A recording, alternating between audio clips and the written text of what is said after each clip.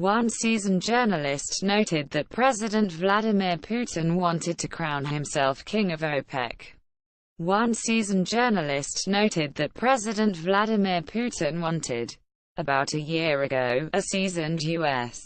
oil leader with deep political connections explained to me that U.S. shale would be out of the woods by 2018. He thought that the U.S. economy would see improved growth under President Trump, pulling up global gross domestic product, and with it, oil demand.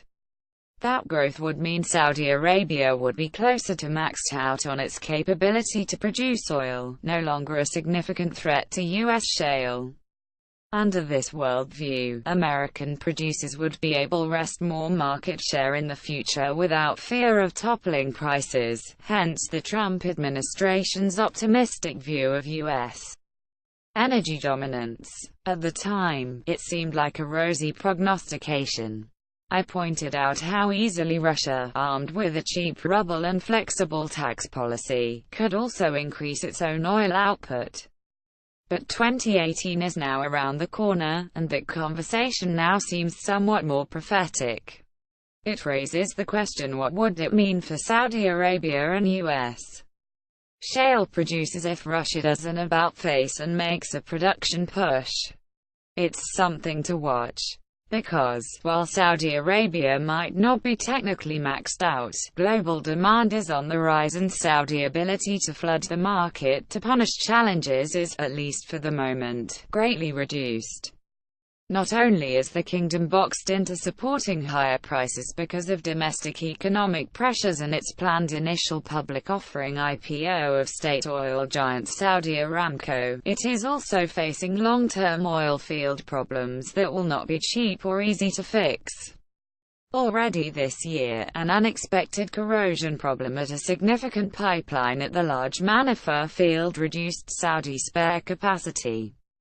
Saudi Aramco's hefty new capital budget reportedly targets increases at 3 offshore fields by 2022 to replace declining capacity elsewhere, but past efforts to expand sustainable production capacity has been a painstaking process, stretching over more than a decade at a cost of tens of billions of dollars. Valuing reserves. What the Saudi Aramco sale says about the state of the oil industry regardless of its handicap versus the United States and Russia at adding new producing areas in its oil fields, Saudi Arabia is not yet abdicating its leadership role. It took a proactive stance towards recent deliberations to extend OPEC and OPEC production cuts into 2018. Saudi's steadfast commitment to the deal was not initially reciprocated by Russia, which was more tentative in public statements leading up to the November OPEC meeting. The cat-and-mouse process led one seasoned journalist to note President Vladimir Putin wanted to crown himself king of OPEC. The sequence of events prompted the question whether Russia has finally achieved what 4 decades of sponsored military proxies failed to do, surreptitiously gaining sway over Saudi oil policy.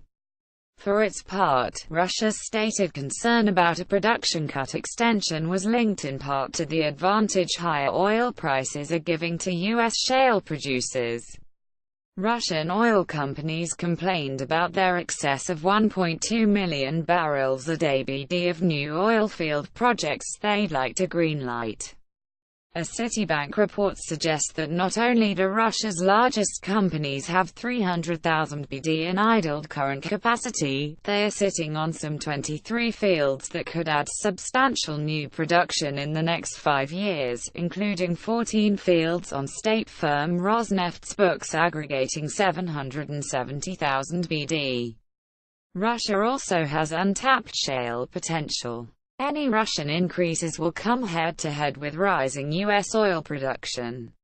The U.S. Energy Information Administration said last week that it could hit 10 million BD in 2018, up 780,000 BD. Analysts Cornerstone Macro are similarly bullish on U.S. supply, especially should prices be above $60 a barrel. They project U.S. Tight oil production could rise by 960,000 BD next year ex-natural gas liquids and an additional 770,000 BD in 2019, if prices hold around $60, bringing total U.S. crude oil production above 11 million BD over the next 2 years. Increases would be even larger in a $65 oil price environment, Cornerstone Macro suggests. Longer term, the upward potential for U.S. production could be substantially higher than that, with some estimates as high as 20 million BD. The storyline that lack of access to new funds would force capital discipline and thereby lower production gains looks increasingly questionable given that oil and gas exploration and production companies have raised more than $60 billion in bond sales so far this year, levels typical of pre-price drop conditions. Unlike past, higher-risk efforts, this year's borrowing is supported by hedging activities. Subscribe like Gray Matters. Get our free weekly newsletter delivered right to your inbox each Thursday right now. Production disruptions in Venezuela, the UK, and Iraq are supporting prices in addition to a war premium fueled by raging proxy wars across the Mideast. Traders, shale investors and even reportedly Saudi Arabia are betting that continued problems in Caracas, among other locales, will make ample room for U.S. rising production. Longer term, there are more producers in line to increase exports, including Iran, Iraq, Brazil and Canada, to name a few.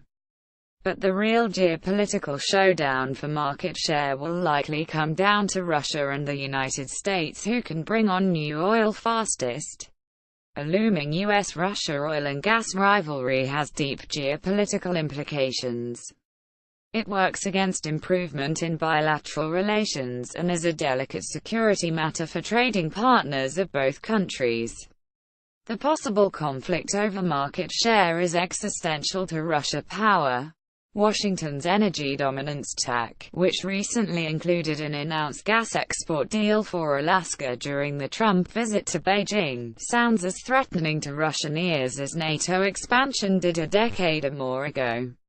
Not only does Russia rely heavily on its energy exports for its budget and as a diplomatic lever, but the commanding heights of Putin's inner circle and his grip on power is intimately linked with Russia's oil and gas elite.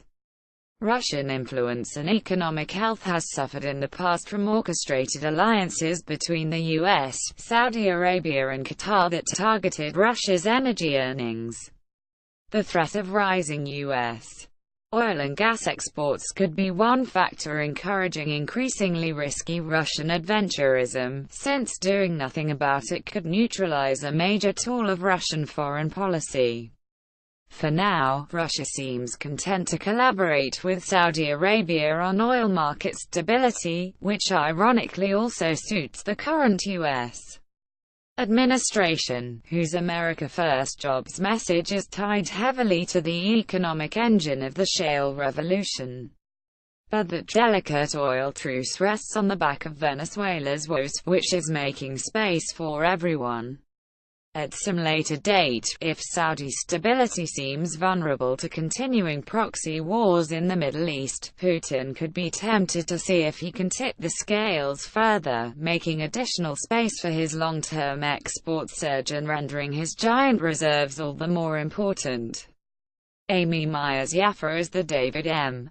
Rubenstein Senior Fellow for Energy and the Environment and Director of the Program on Energy and Climate Change at the Council on Foreign Relations in New York.